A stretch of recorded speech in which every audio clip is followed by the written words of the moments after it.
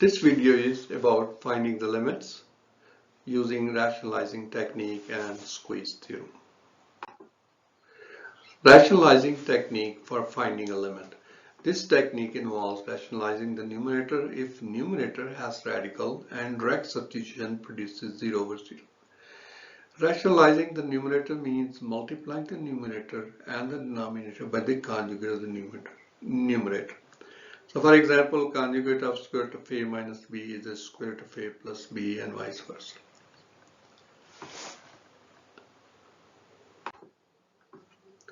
So let's see. Find the limit. Limit x approaches 4 of square root of x plus 5 minus 3 over x minus 4. So let's try substitute x equal to 4.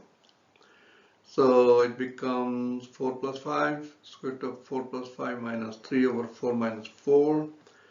So let's simplify, gives you square root of 9 minus 3, 4 minus 4 is 0, square root of 9 is 3, so it becomes 3 minus 3, and the 3 minus 3 is 0, so it will be 0 over 0. So the direct substitution produces 0 over 0. And since the numerator has radical, so we're going to rationalize the numerator. So we're going to multiply the numerator and the denominator with the conjugate of the numerator. And the conjugate of this is square root of x plus 5 plus 3. So you have this for now. Limit x approaches 4, square root of x plus 5 minus 3 over x minus 4 times the square root of x plus 5 plus 3, square root of x plus 5 plus 3. So we're going to multiply top separate and bottom separate. So let's see, the bottom's x minus 4 times the square root of x plus 5 plus 3. So let's do not multiply this one, but here you can see that this is difference of two terms and this is sum of two terms. So we can think of this formula, a minus b times a plus b equals to a square minus b square, where a is the square root of x plus 5 and the b is 3. So this product becomes the square root of x plus 5 minus 3 squared. Now the square of square root of x plus 5 is simply x plus 5, 3 squared is a 9. Now we can further simplify. 5 minus 9 is what? Negative 4. Now you have x minus 4. And on the bottom you also have x minus 4. So it looks like x minus 4 cancel with what? X minus 4. And you're left with 1 over square root of x plus 5 plus 3. And now we can do direct substitution. And you have 1 over 4 plus 5 square root plus 3. Square root of 4 plus 5 is square root of 9, which is 3. So you have a 1 over 3 plus 3, which is 1/6. So that's the answer.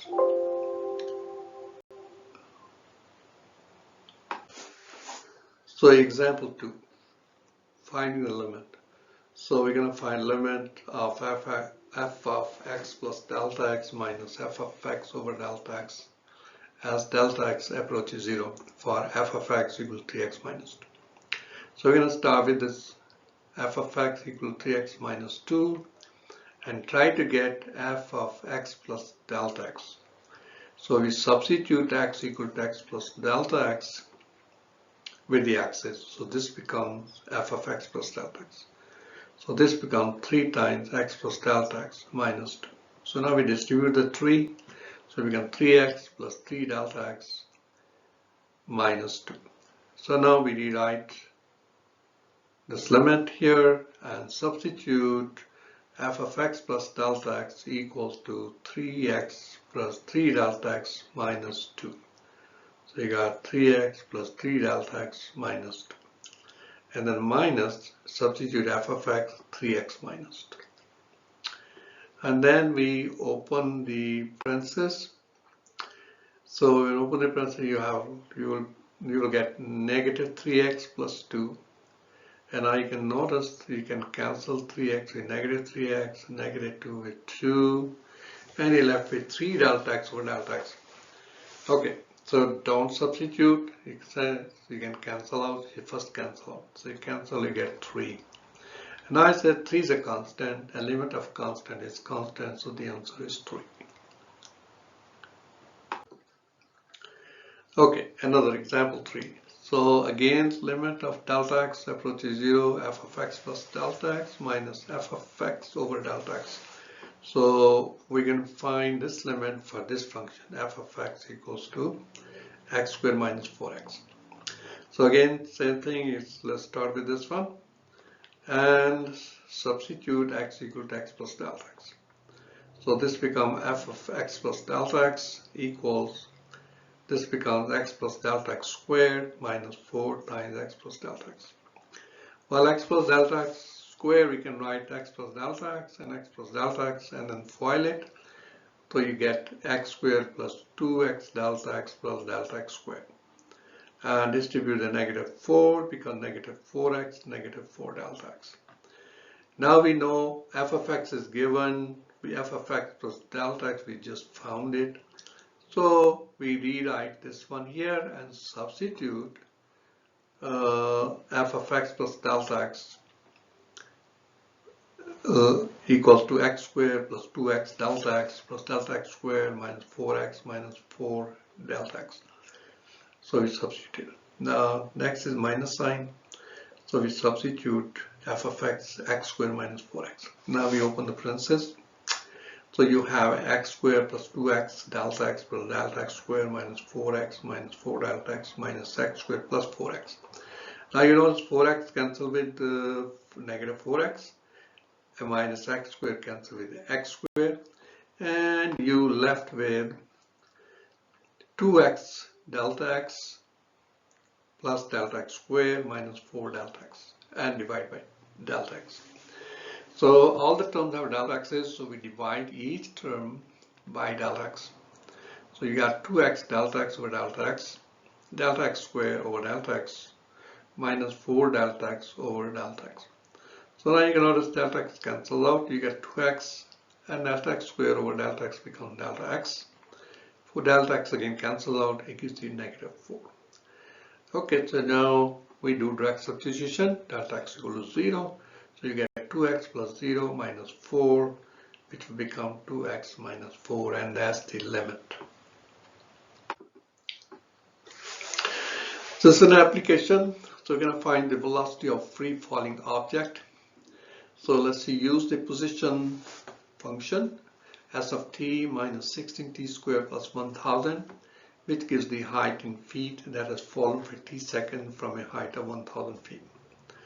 The velocity at t equal to c second is given by this formula. So in other words, this is the formula to find the velocity at time instant c seconds. Find the velocity of the object when t is 4. In other words, c is 4.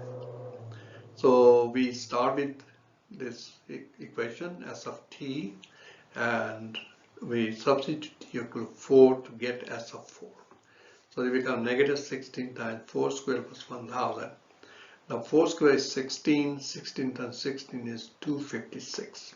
And now we combine to be 744. So now we write the formula.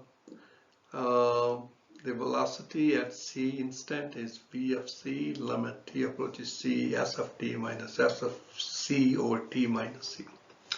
So now we substitute c equals to 4, wherever is c, and we get this v of 4 equals limit t approaches 4, s of t minus s of 4 over t minus 4. So now s of 4 we calculated before, 744.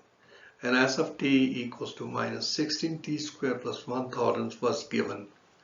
So this limit becomes this. Limit t approaches 4 minus 16t squared plus 1000 minus 74 over t minus 4.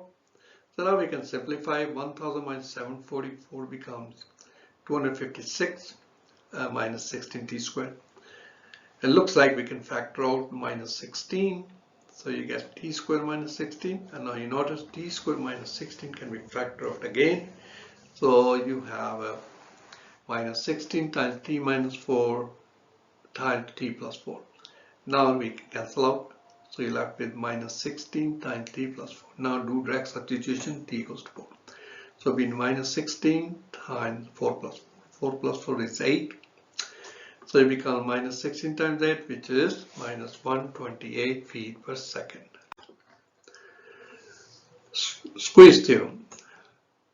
So if f of x is between h of x and g of x for all x's in an open interval containing c except possibly at c itself, and if the limit of h of x as x approaches c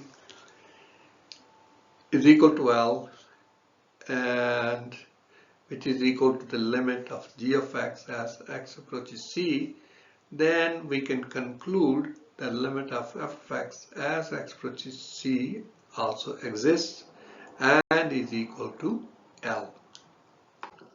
So example. So we're going to find the following limit of x approaches 0, f of x, and this is given the f of x is sandwiched between these two functions 8 minus x4 and 8 plus x4. Okay, so what we do, we take the limit of this inequality as x approaches 0. So we take the limit of 8 minus x4, take the limit of x approaches 0 of f of x, and we take the limit of 8 plus x to the 4. Well, we can simplify this one by direct substitution. So you see 8 minus 0 to the 4, and we can also do the direct substitution here, 8 plus 0, 4. Well, 0 to the 4 is 0, so 8 minus 0 is 8, and this should be also 8. So what we have is the limit of f of x as x approaches 0 is between 8 and 8.